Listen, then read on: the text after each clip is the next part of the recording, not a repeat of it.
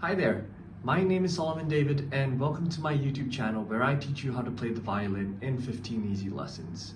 What you can expect in this course is the basic fundamentals of violin playing. You'll learn how to analyze music and play sheet music on the violin. What you'll need is a violin and a bow, so do get prepped for your very first lesson. Do like and subscribe, and I hope you enjoy.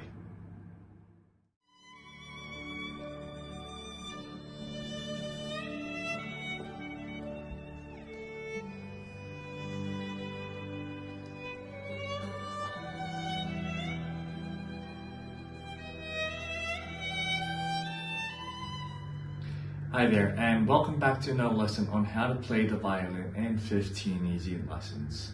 For today's lesson, chapter 8, we're going to learn how to bow the finger notes on the violin. So if you've not taken out your violin and your bow, please do so now. Alright, so if you have your violin out, the first thing that we're going to jump into is actually how to place your violin at the neck of the violin.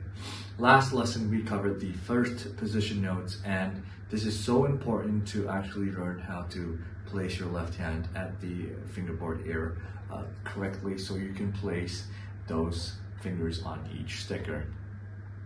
The first thing I'm going to emphasize on is how you're going to let the fingerboard come into contact and which part of your hand should it come into contact with. So a lot of violinists or beginner violinists, do not know that you do not simply just rest the entire neck onto your hand like this. Yeah? Like I said again in our previous lessons on how to hold the violin, most of the support should be coming from your chin and your shoulder, yeah, to actually keep the violin upright. So you want to keep this hand free so you can move up and down in the future when you cross positions. Okay, so where is it going to sit? It's going to sit right at the knuckle of the thumb, this knuckle right over here, and at this knuckle right over there on the index finger. So if you look at this position, I'm kind of like grabbing it, yeah, with the thumb and the index finger. Okay, you're not going to need to grab it really hard. You just want to let it kind of sit a little bit on those parts, those fleshy parts right here and right there. Okay, your thumb is going to be slightly bent and the rest of the fingers are going to arch nicely right like that. Okay, so one way you can actually monitor when you place your fingers down is that how to keep them nice and arched is that you will have a really nice flat hand right there. My Russian violin teacher used to teach me an extreme hold, which was like this. So you'd see no knuckles. So we call it a bear claw, something like this.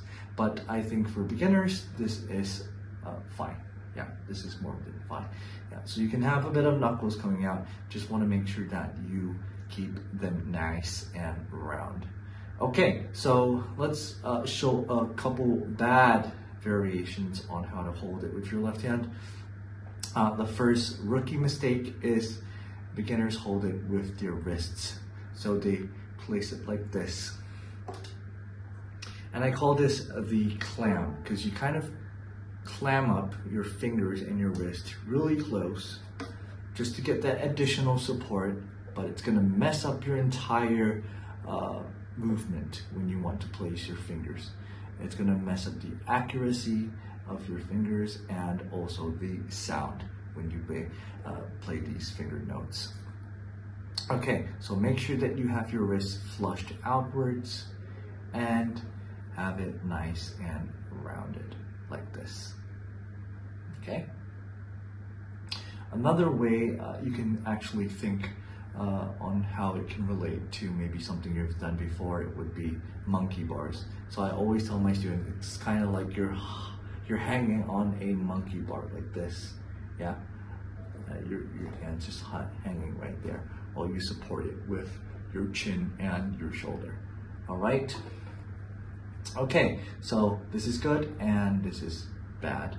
Remember, at all times when you are holding it with your left hand, you do not want your violin to be down and you having it stare at it like this. Yeah, neither do you want it to be right in front of you. Like I mentioned during the violin hold chapter, you want to not have it at 12 o'clock, but somewhere in between 9 to 10 o'clock. Yeah. Okay, great. So you can use either your chin, you can face this way, or if you feel a sense of discomfort, you can use just your eyes to look at your fingers when you place them down. Okay, great. So once you've achieved this good playing position with your left hand, you can start to take your closer look at how you're going to place them down. Okay, so right now we're going to learn how to place our fingers down. So the basic shape on how your fingers are going to be placed is something like this. Okay, I've not placed it on the violin yet, just to show you how it's going to be like. So if you notice that there is a gap between the first and the second finger. So this is a natural position where the first and the second finger, there's going to be a gap if you were to get these white dot notes in the first position.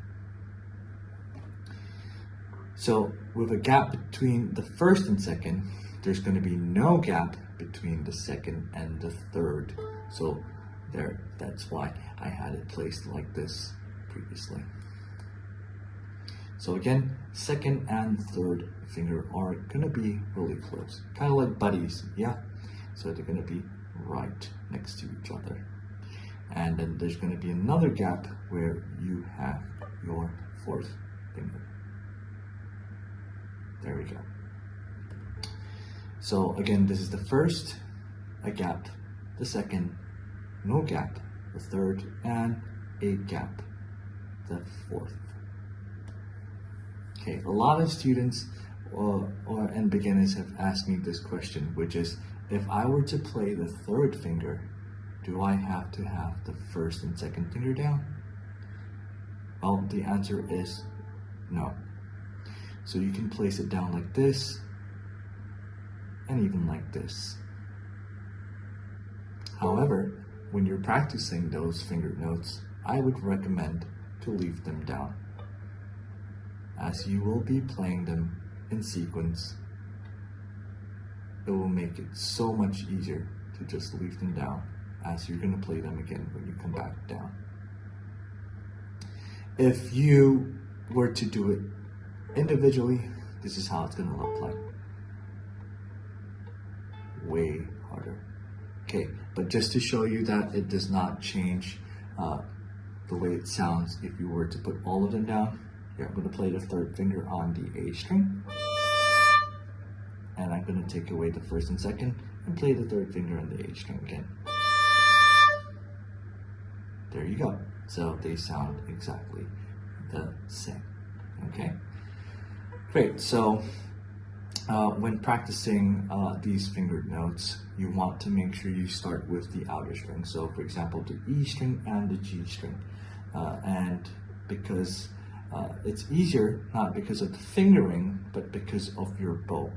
As a beginner violinist, while you're still learning how to bow, it's going to be pretty hard to coordinate, for example, playing on the A string and fingering your notes on the A string. So I have a lot of students put their fingers on the A string and end up having these sounds. And this is because their bow is not playing the A string, like so, but they're playing the E string. Or maybe even a mix of both the A and the E string. Okay, so do start with the outer string. I'd highly recommend starting with the E string. Okay, so let's jump right into an exercise. I have a couple of exercises in my violin book, Comprehensive Violin Method. I'll be showing one example right here that we'll be using in our lesson today.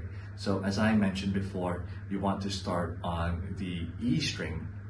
So I think the best way for you to do it is to place your fingers on the E string and bow the E string.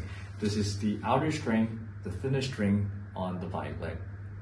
Okay, so if you see these notes right here, you're going to be playing the open E, E1, which is F sharp, E2, which is G sharp, and E3, which is A. So you want to really get used to this momentum of the sequence of the notes and also the maneuvering of the notes and the fingers. So we're going to play going upwards, which is ascending, and coming back down. Okay, here we go. We're going to start with open E. Here we go. 3, 2, 1. Open E. E1. E2. E3. E2. E1. And E0. There we go. So that is a good finger exercise for you to do when you play finger notes. So we're going to try that one more time, and notice how when I play it, when we take away our fingers, we're going to try to lift them up like this. Try not to just do this, lifting very slight. These are very lazy movements, and you're not going to be able to train the strength of your fingers, especially if you want to play many notes in a piece in the future. So let's try that one more time. Just keep note of your wrist, don't climb it up, and keep them nice and rounded. Here we go in 3, 2, 1, open E, E1, E2, E3, E2, E1, and finally E0. Very good. So one pro tip would be when you bow each individual note, you can stop your bow before you engage your finger and continue bowing again. Because if you're trying this for the first time and you're not used to the coordination between the left and right, you're going to hear a lot of sticky notes, meaning that. And this is because they're not correctly synced.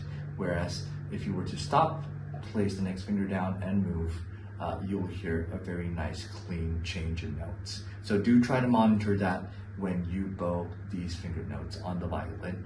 Do check out the rest of the exercises in my book and practice all the different strings and finger combinations that you can do. With that, we've come to the end of our 8th lesson and 8th chapter. I hope you guys have been enjoying the material so far.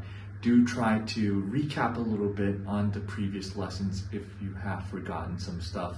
Like if you're when you're bowing the violin, make sure you do not want to bow sideways like that. It's not going to help your sound. Your sound's going to be really bad. So keep it nice and parallel to the bridge. That's a good gauge. So keep it nice and straight, go in an outward motion, and just make sure that your bow doesn't slide and you do a drop. And with that, we've come to the end of our 8th lesson. I hope you've been enjoying the content so far with the old chapters and covering the basics of the fundamentals of violin playing, including all the technical and theoretical things that we've covered so far. Do like and subscribe to my channel if you enjoyed this content, and I hope to see you in the next one.